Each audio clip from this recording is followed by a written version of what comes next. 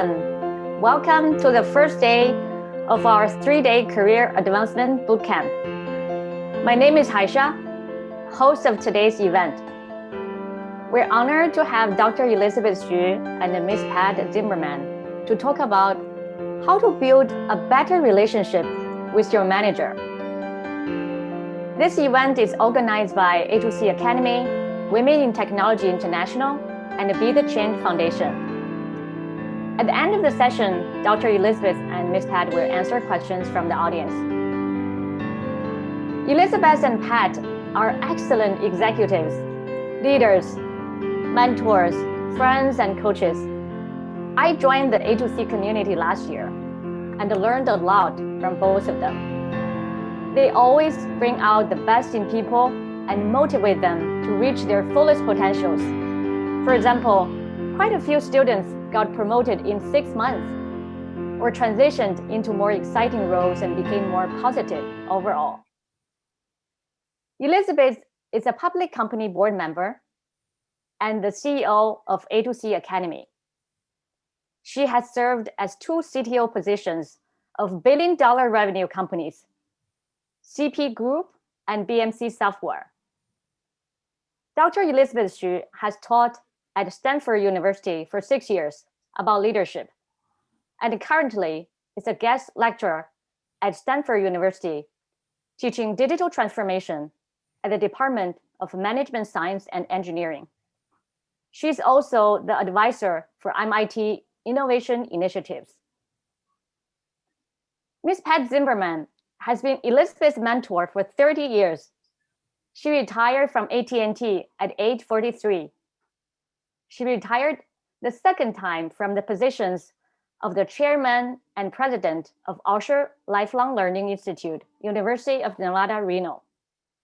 Pat has been teaching and coaching various students and working professionals since 1989.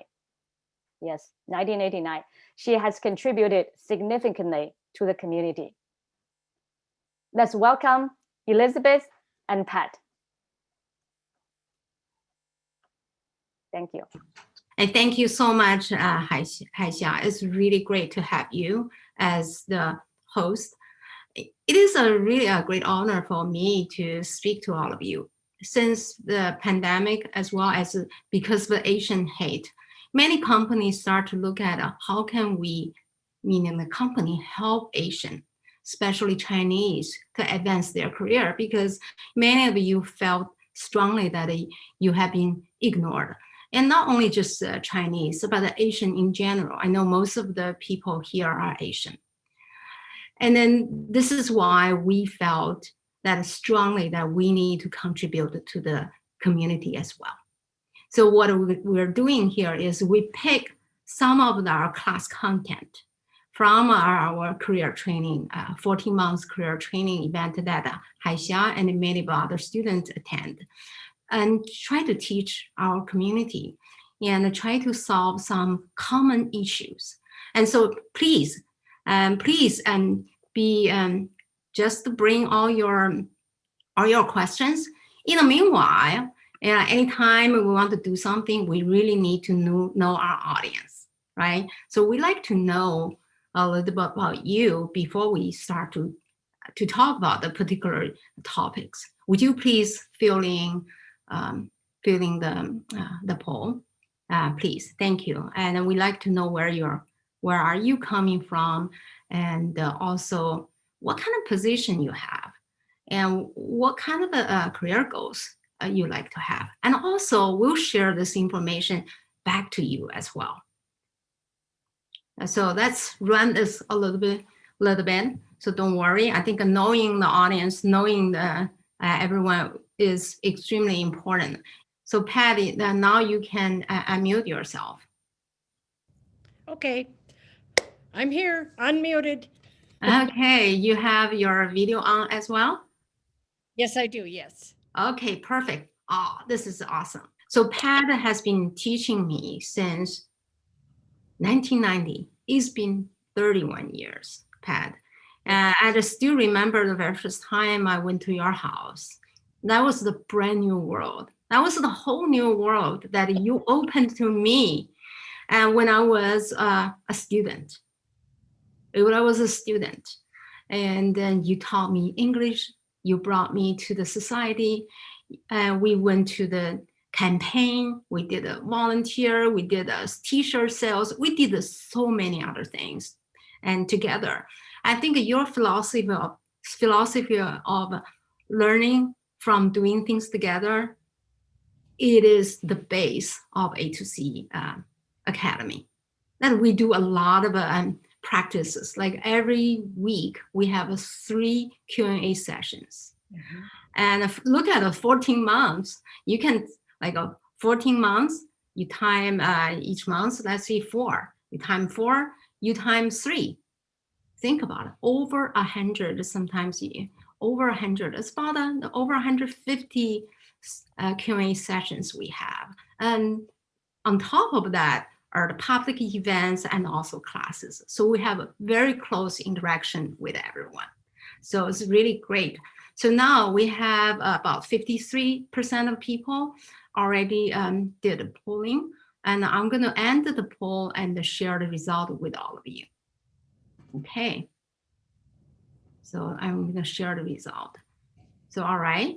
So about 58% of people from WeChat group, about 12% from Eventbrite. We have someone from PKU, and we have some A2C students.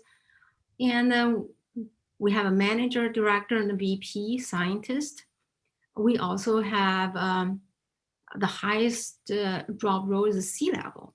36% of you wanted to become C-level, and then 13% of you wanted to become a public company board member, and which is really, really outstanding. And being an architect, being a senior technical staff is also great too. Okay, so I'm going to stop sharing. All right, that ends our first polling, and we're going to do a little bit more polling later on. So let's start from this page. So I don't know about you, and I heard so many people who said they feeling stressed out. They don't know how to work with their manager. They felt that their managers are taking credit from them. And some of the people said, my manager took my PPT away from me and presented to his manager. So he doesn't give me any credit. And someone said, my manager is not good on the technology. And however, I am much better technologist than my manager, but I've been managed by this manager. So many of the people who complain to me, they disrespect their manager. They don't want to respect their manager because they think their manager is not good enough for them, or their manager did not give them enough credit. So that's something happening. And then they don't know how to ask raise. They don't know how to ask promotion, and they do not get the continued feedback from their manager. And then at the performance review time, suddenly they find out they are not on the promotion list, which is pretty sad for many people because they work so hard. They work day and night. Their managers ignore them. So today we want to talk about how to build a better relationship with your manager. And then tomorrow we're going to talk about how to deal with the tough peers who takes your credit, or who sometimes force you to do something you do not want to do. And then the third day, on Sunday, we're going to talk about how to ask raise and the promotion you deserve. And since the manager is one of the most important stakeholder of this promotion equation, let's talk about how can we build better relationship with our managers, right?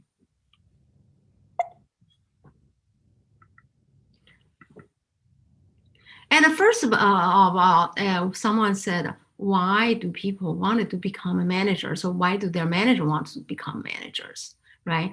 And the people think there's power and the money, right? And then, yes, money and power definitely is in the equation. If you look at the historic data, that Fortune 500 company CEOs makes 500x or 312x of typical workers. What does that mean? Their 1 year equals 312 of your years. And why? Why? Right? And also, you probably work way more time than the executives. Why do their time worth 300 more x of your time? And then even more, people think that the life of the executives are so stressful, full of politics, and don't have the privacy, long hours. Well, certain extent, those things true. But on the other side, the great pay are still true. And then there are a lot of hidden benefit, such as they can get the private business investment deals. Think about it. If you are the CEO of Google, and then someone else, let's say Pat, is starting her own company, and then do you really think Pat would let a regular person to invest in her company, or she would let the CEO of Google invest in her company? Because the Google person the CEO of Google can open up so many doors and so many channels for you to sell. So this is why that the people are so motivated to become an executive, right? And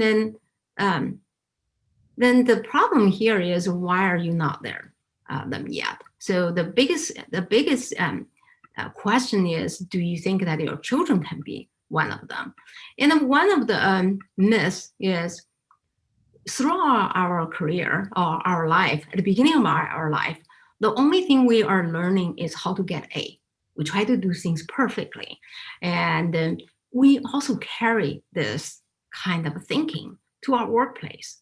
So now if you look at the parents, average parents in the US spend about $300,000 to $1 million per child throughout this child's life, from 0 to 18 years old or to 21 years old when they graduate from college.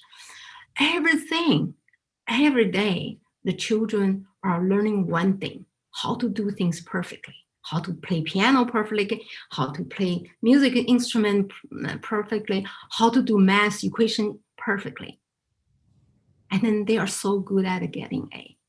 And when we get into the corporation, the whole rule is very different. It's about how to get C. The C means collaboration, creativity, courageous to make a mistake, etc.